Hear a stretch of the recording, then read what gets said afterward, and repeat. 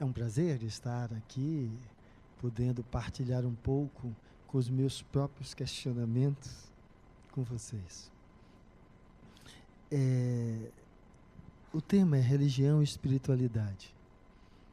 Eu acho interessante, porque às vezes a gente imagina, né, aquele encontro da religião, naquele momento em que a gente consegue dar a ela o significado de religare, que é de nos conectar com Deus.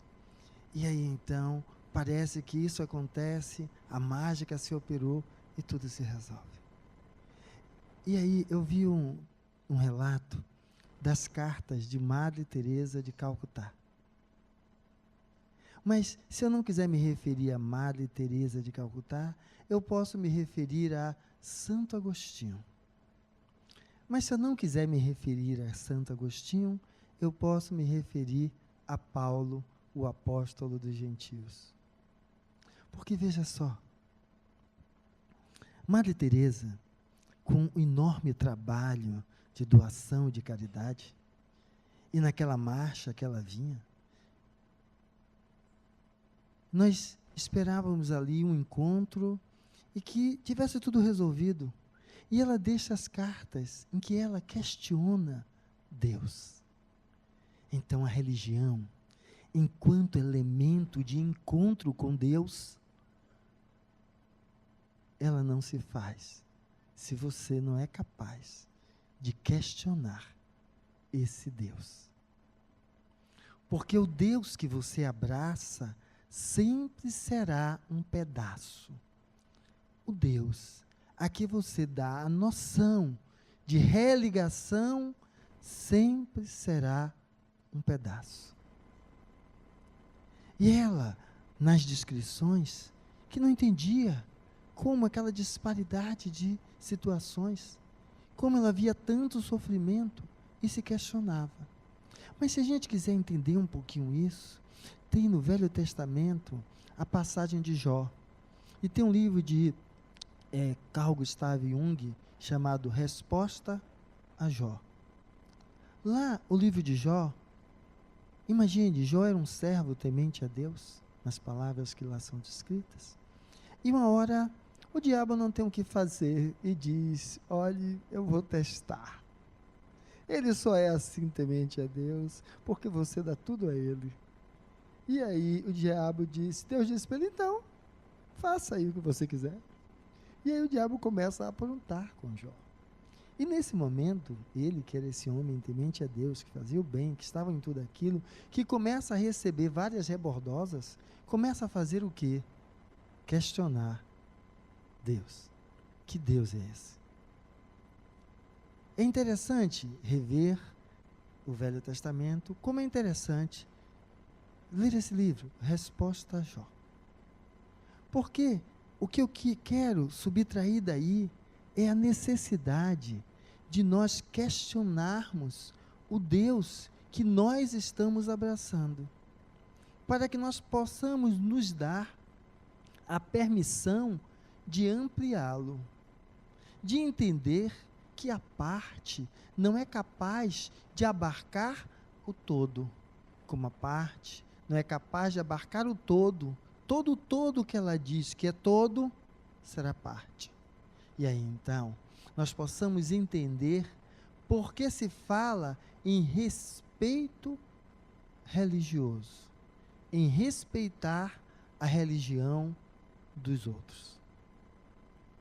É preciso respeitar, porque não respeitá-la, tomando por base a sua religião, é apenas um sinônimo de arrogância e ignorância.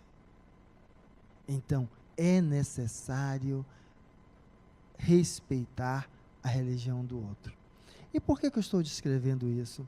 Porque um dos nossos grandes problemas, quando a gente fala em religare, está em conseguirmos fazer uma conexão. Vejamos nas relações em casa. Para a gente conseguir conversar com o parceiro, a gente já vai para ele assim, no tal do DR, né? Agora você vai escutar tudo que eu tenho para lhe dizer. Então você não vai para lá querendo, na realidade, ouvir o que ele tem a dizer. Você vai querendo empurrar a goela abaixo o que você tem a dizer. E veja, mas Fernando, religião você falou que é a relação de conexão com Deus. Sim. E que história é essa de conversar, de não ir esperando o que o outro vai dizer? É que simplesmente, quando vamos falar desse religar e dessa conexão com Deus, ficou claro que o Deus que eu abraço, ele não é totalidade, ele é sempre uma parte. E a dimensão desse Deus está no limite da dimensão do meu olhar. E onde é que eu estou querendo chegar com isso? Todos nós somos um pouco malucos, alguns mais, alguns menos, que dizem que de médico, de louco, todo mundo tem um pouco. E onde é que eu estou querendo trazer o maluco? É que diz o seguinte: quando você começa a ouvir vozes, está ficando doido. Então, se lhe pegarem falando, minha filha de vez em quando me encontra assim, eu acordo, estou fazendo alguma coisa, eu digo, mas Fernando, rapaz, você passou da conta, não podia ser assim. Aí, já leva no normal, eu estava dando carona uma coleguinha dela, na escola, porque a mãe tinha viajado, e aí, no carro eu fiz a mesma coisa. Aí, antes que a coleguinha falasse qualquer coisa, ela disse, não ligue não, é que meu pai é assim mesmo, ele conversa com ele mesmo. Então, na realidade, quantos momentos vocês conversam com vocês mesmos? Tanto lhe acolhendo, como lhe destruindo. E a gente vai ver aquela imagenzinha que os desenhos animados adoram colocar, né? O anjinho de um lado e o capetinha do outro, né? O anjinho, quanto maior em sua totalidade, Deus. E o capetinha, o demônio, como as pessoas o descrevem na nossa tradição, como algo negativo. Então veja, se você for normal, no mínimo você vai conversar com 2. E já viu que para isso já é meio doido, né? Então, 3. E por que você precisa então ir nessa conversa? Porque lógico, você conversa com você mesmo. E às vezes o peso que você dá é tão ferrenho que é você o elemento dilacerador de si mesmo. Conhece uma história assim, no Espiritismo tem a história de lei de causa e efeito, né? Tem uma história de resgate. E, lógico, uma das coisas que eu busco ver quando eu toco nisso é que, veja, se for um tal de um resgate, toda vida que eu venho eu estou resgatando no sentido de pagar o que eu fiz lá na outra, certo? Eu não vou deixar de pagar nunca. Nunca. Porque sempre eu vou ter coisa para pagar. Mas veja só, essa ideia é a ideia de quem vê Deus como um banqueiro, que vê, você errou, agora você tem que pagar de novo. Como se não fosse possível você aprender com o erro. E se a finalidade da encarnação é o aprendizado, e com o erro você aprendeu, você vai pagar mais o quê? Nada.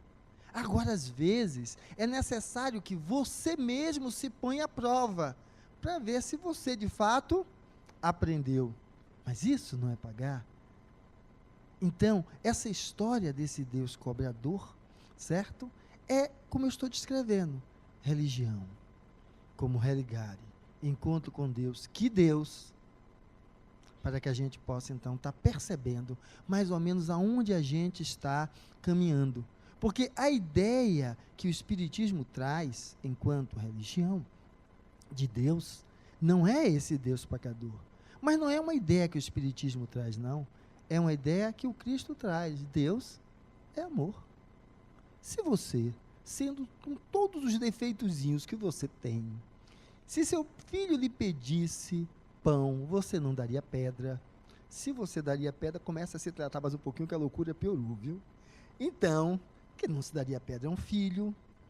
Imagine que Deus, que a gente, para tentar alcançá-lo, né, amplia o que seria nós, ele não faria. Ele não faria. Mas vamos voltar mais um pouquinho. Eu não falei que o Deus que a gente busca religar depende de como a gente vê, ou seja, da lente que a gente está usando? Então imagina, às vezes, eu seria capaz de dar pedra quando meu filho pede pão. Mas é porque o Deus que eu vejo é esse Deus, carrasco, vingativo e que castiga, em vez de ser o Deus que busca ensinar, e dar mais uma chance. Mas, Fernando, tem que ser austero, porque senão não resolve. Cristo resolveu isso com Pedro fácil. Pedro, quantas vezes deve perdoar? 70 vezes, 7 vezes. Ou seja, infinitas vezes. Mas o que é que significa isso? Para mim significa misericórdia divina. Porque sabe o que é perdoar 70 vezes, 7 vezes? Você reencarnar. Às vezes você está na 1000ª encarnação sendo a mesma criatura. A mesma criatura. Porque não se propõe a fazer nada. E veja, a religião, que é esse contato com Deus, que esse Deus que a gente vê vai se ampliando, quanto mais a gente amplia o nosso olhar, nessa construção, veja só, é preciso que a gente abra o coração. Por isso que o Cristo resume tudo aquilo que estava ali descrito com amai-vos uns aos outros. Tudo aquilo que estava descrito, ele resume dentro disso daí.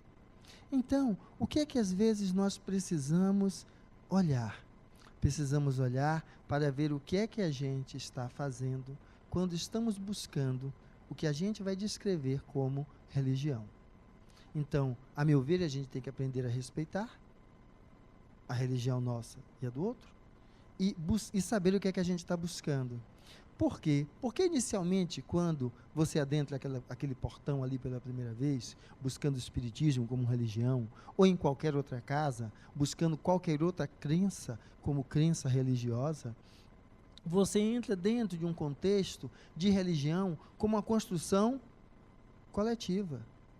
Só que, na realidade, a religião é uma construção pessoal. Porque a forma que você vê é diferente da forma que o outro vê.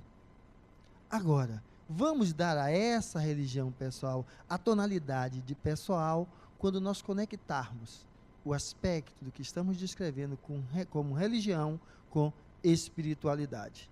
E veja só, quando a gente vai falar de espiritualidade, às vezes vai vir aquela imagem, né, de perceber o espírito. Eu coloquei aí um dos quadrinhos, que é justamente isso que mostra a criatura na cama, vendo o espírito lá em cima. E como se eu estivesse vendo meu espírito. Mas, na realidade, quem vive a experiência é o espírito. Então, na realidade, é o inverso. Eu, espírito, estou vendo a realidade e aprendendo com a realidade que o meu corpo está, que a minha vida, né, está se desenvolvendo, se desenrolando. Quando eu digo a minha vida, e não estou dizendo o meu corpo, porque não é apenas corpo físico, é tudo aquilo que nos envolve enquanto experiência. E quando a gente vai olhar isso, então começa a mudar. Então eu sou espírito. Mas tem uma outra coisa mais bonita ainda. Eu sou espírito imortal.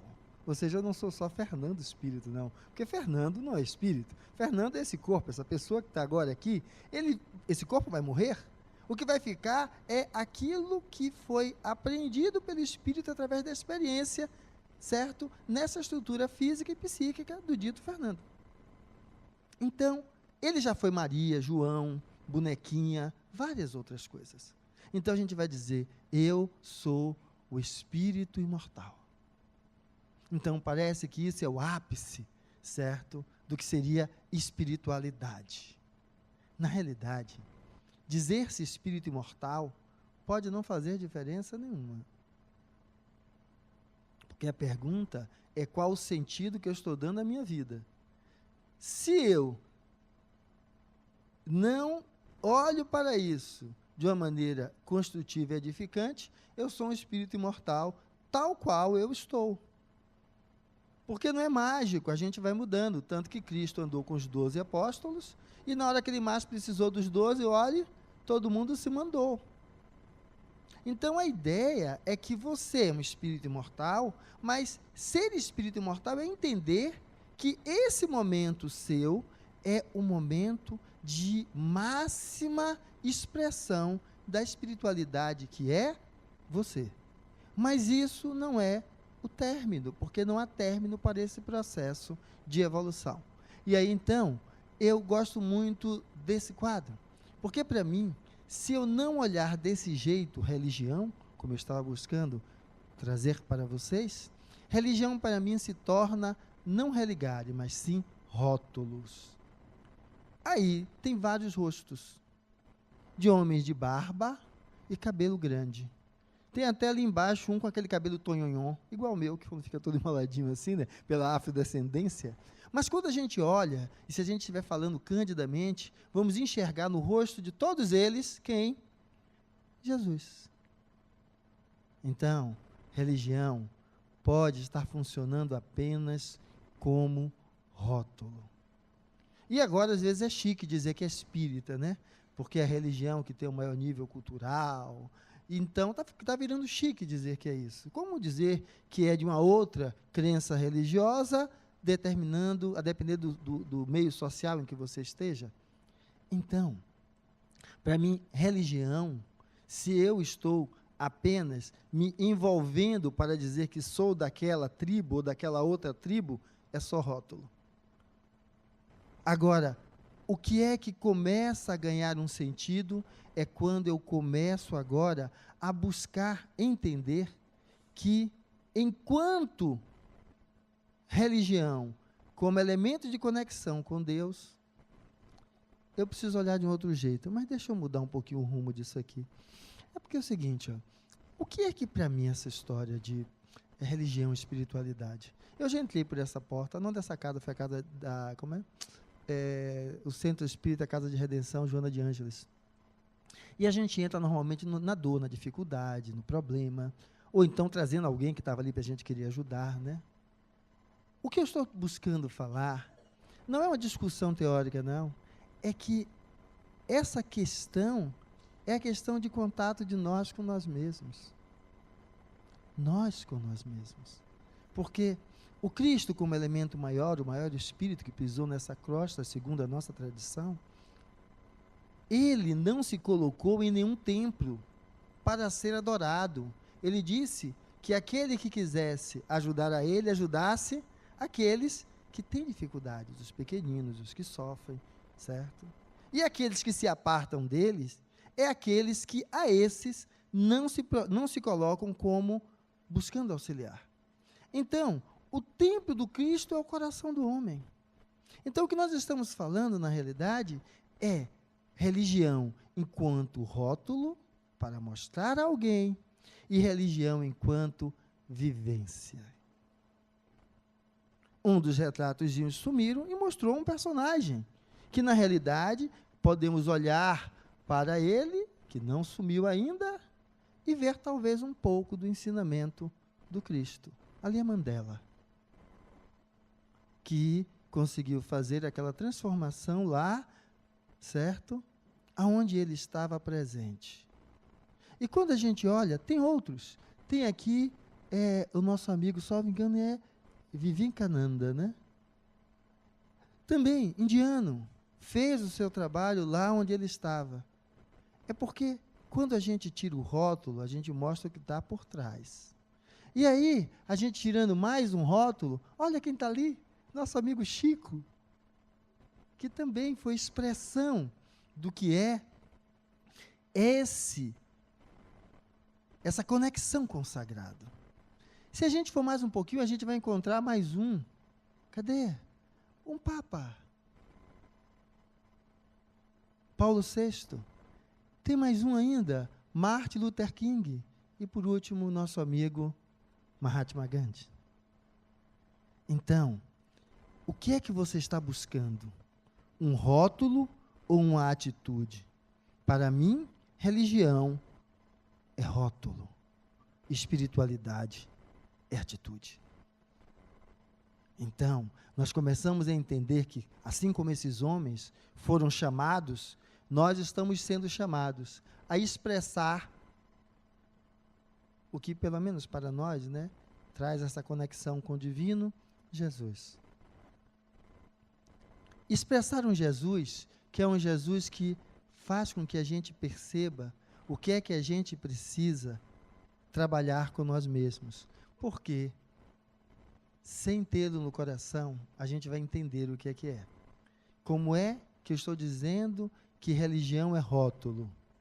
Eu gosto de trazer as figuras, às vezes, com algumas coisas escritas, para fazer vocês olharem mesmo, lerem, raciocinarem, pensarem fora da minha fala, porque o que eu estou trazendo é o que vocês podem encontrar no livro, na leitura. Não tem ninguém aqui iluminado. Se existe alguém iluminado, e esse maior iluminado é você.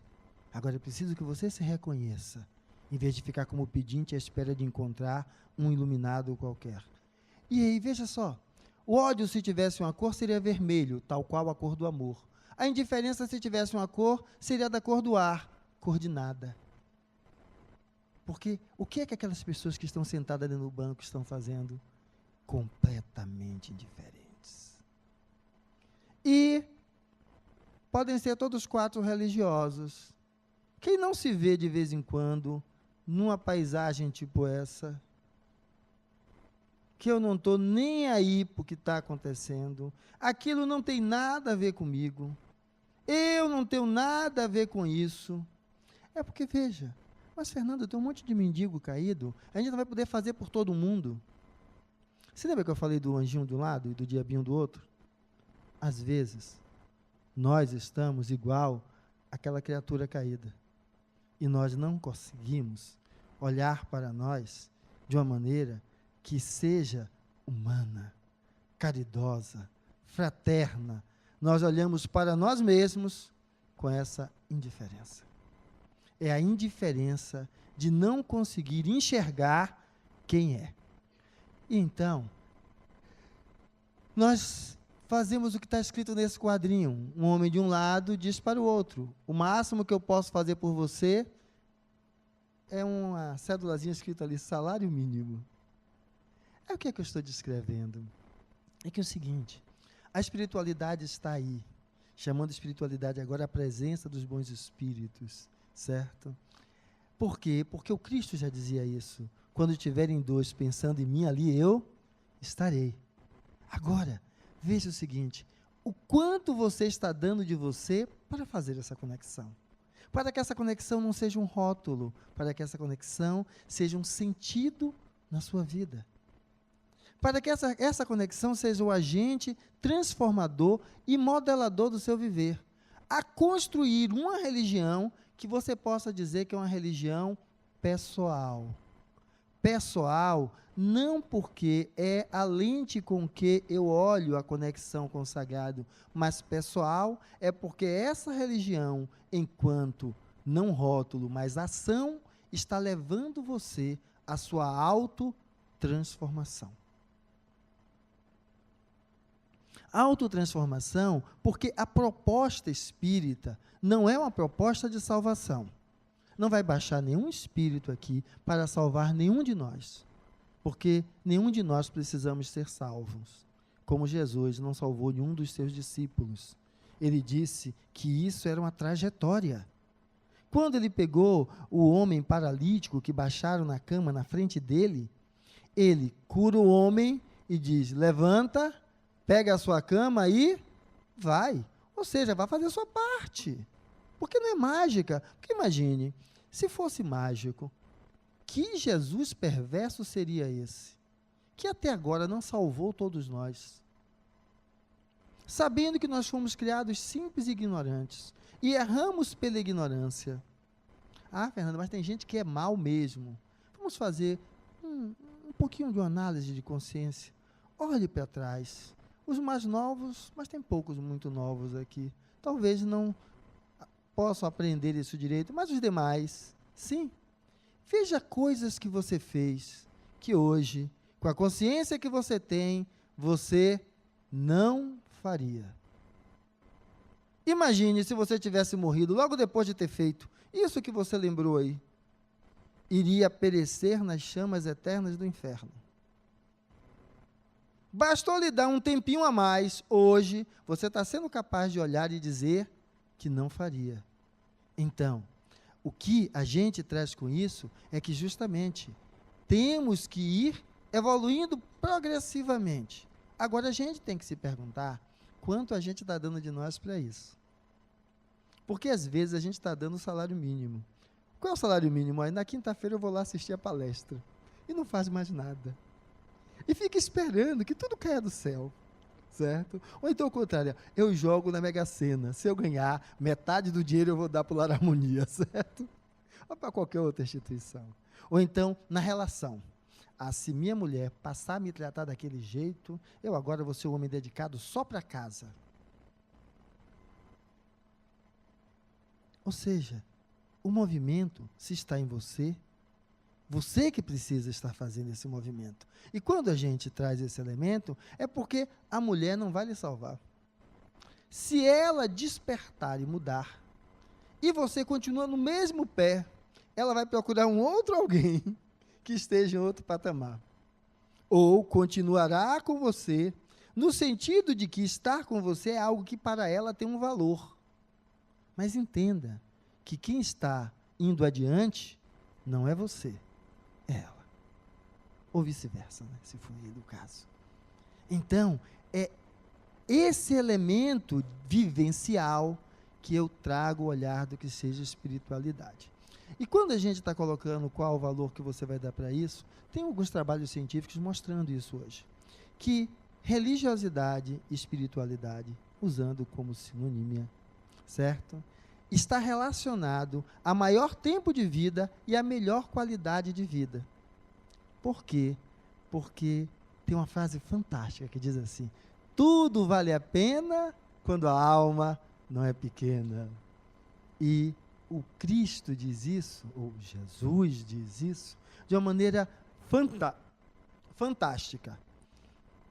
Meu fardo é leve e meu jugo é suave. Então, siga-me. Porque justamente quando assim nós fazemos, nós deixamos de ser aquele carrasco a imputar a nós mesmos dor, tristeza, agonia. Então, deixa de dar o salário mínimo. O que é que você pode dar para você mesmo? Não fique apenas assistindo palestra. Estude, aqui tem a ULI, mas em outras instituições tem outras coisas. Leia livros edificantes. Não fique fazendo cultura de palestra. Leia. Estimule um pouquinho o seu psiquismo para entender, interpretar, ver como aquilo se aplica à sua vida, discordar de quem está falando aqui em cima. Por quê? Porque é isso que faz você descobrir quem é você. Mas, às vezes, se você estiver muito para baixo, pense o seguinte: temos aqui, descreve Adenauer, mais de 1000 espíritos trabalhando na casa. Um grande número deles estão aqui. Além deles, existem espíritos que já viveram com vocês em outras encarnações e gostam de vocês, de fato, mesmo que você seja muito ruinzinho. E eles estão aqui também, orando por você. Então, ao entrar no salão, entre em conexão com essa energia espiritual, a energia do bem, para que você possa absorvê-la, possa ganhar forças e fazer alguma coisa. Agora, diga para você mesmo o que você quer fazer a partir da energia que você vem buscar aqui, para que então não seja mais uma vez trocar de rótulo, mas sim dar um novo sentido, ou ampliar o sentido da sua própria vida. Porque assim a gente vai entender que é dar o sentido que faz com que religião deixe de ser rótulo. Porque para continuar como está, é só manter a indiferença. Vive em todo lugar, na forma de ausência, não nos exige olhos, boca, cérebro, coração. Essa brincadeira que eu faço quando eu digo que eu uso as imagens, né, para dar desculpa das minhas imagens, é que justamente eu quero que vocês usem os olhos, o cérebro, o coração. Se emocionem com a imagem, olhem o que está descrito. Que isso pode ser feito também com as palavras, né? Porque quando a gente está falando, vocês vão criando imagens mentais. Ou seja, deixe despertar em você aquilo que há de mais belo, que o Cristo disse, que ele está no coração do homem. Então, deixa despertar o que há mais belo em você, porque aí a gente vai conseguir lidar com esse elemento fantástico.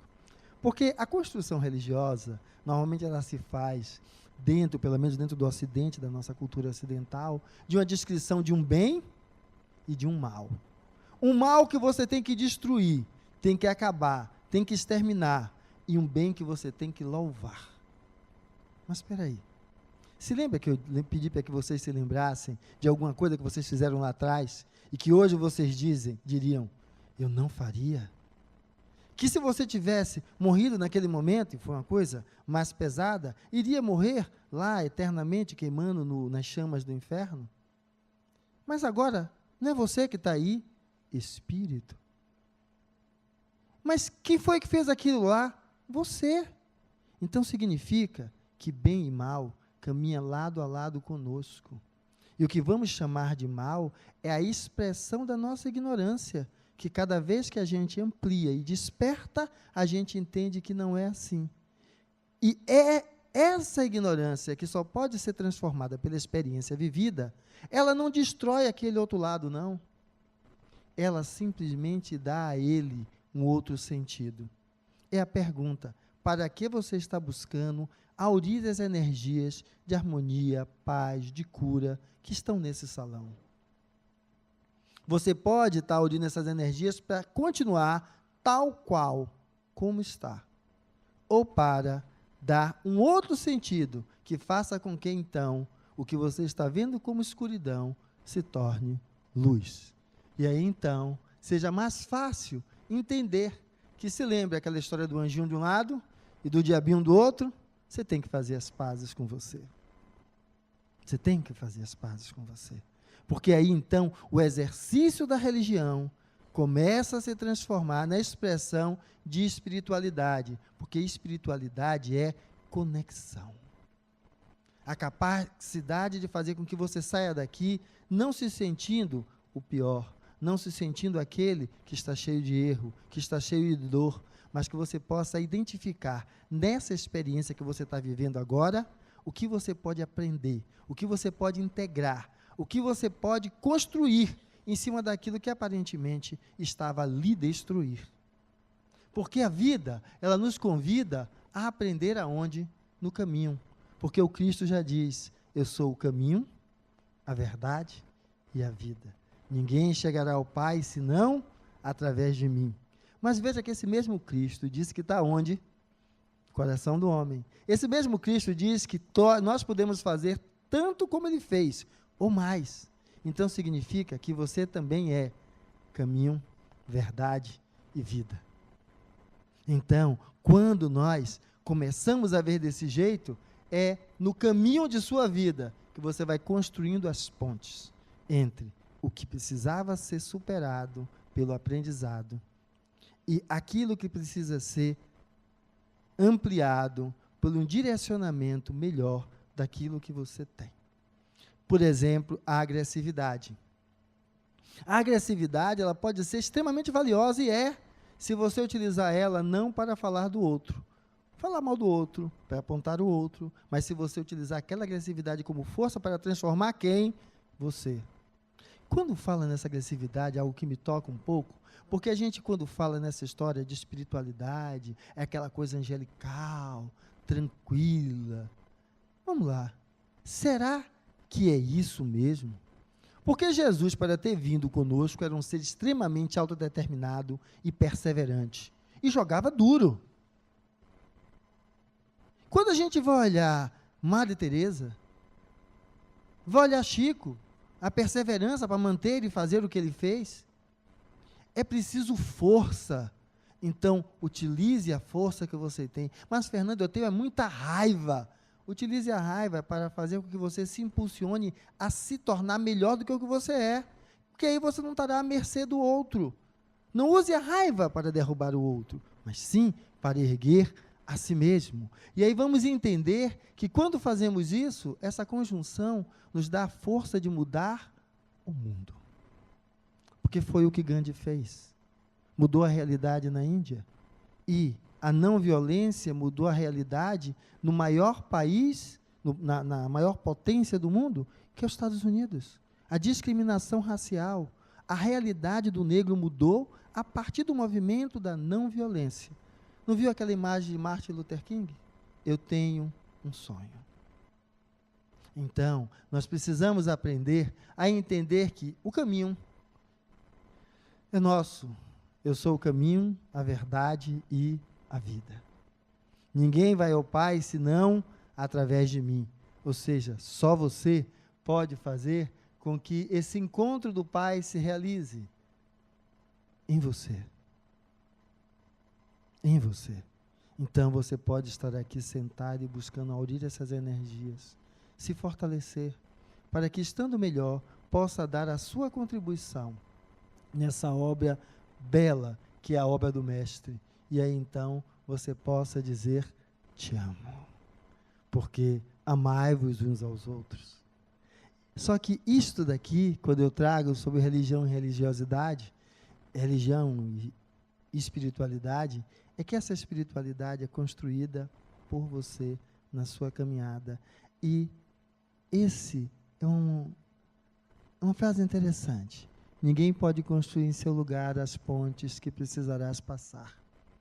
Ou seja, cada um vai precisar enfrentar aí o seu problema. Para atravessar o rio da vida, a sua vida. Porque ela vai acabar. E vai vir uma outra experiência. Ninguém, exceto tu, só tu. Existe, por certo, atalhos sem números. Ou seja, eu me visto de espírita. Se me vestir ainda de diretor do centro espírita, piorou mais ainda. Começa a me achar a Coca-Cola, para quem gosta, a champanhe, certo? E pontes e semideuses que se oferecerão. Ou seja, eu começo a colocar nas outras coisas aquilo que eu só posso fazer comigo mesmo, para levar-me além do rio. Mas não leva. Isso custaria a tua própria pessoa, porque a gente se envaidece, em vez de ser aquilo que o Cristo foi, humilde. Mas humilde não é o que baixa a cabeça, não. Porque parece que humildade é isso, é ficar como pedinte. Não é isso.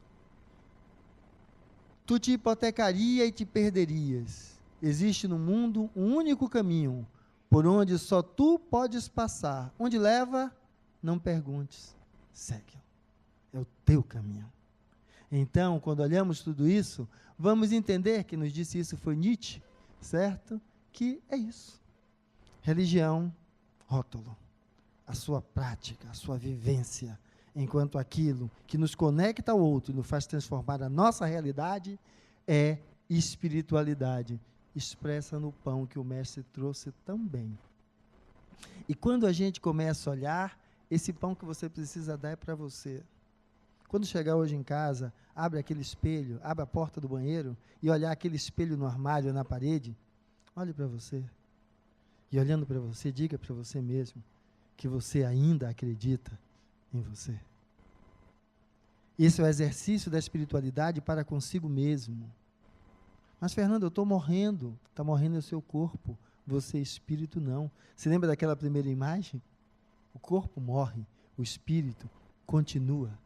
E aí, então, você vai aprender a, nos seus embates com você mesmo, não estar mais colocando do lado de fora o demônio, um espírito obsessor, a ex-mulher, a sogra, o vizinho do condomínio, o chefe canastrão. Não. Essa luta é com você. Porque se o meu chefe é canastrão, por que eu continuo naquele emprego? Porque eu não busco estudar, me esforçar e buscar um outro lugar. Buscar ir além. Então, isso é o que consegue fazer essa união, que traz a paz dentro do nosso coração. Porque isso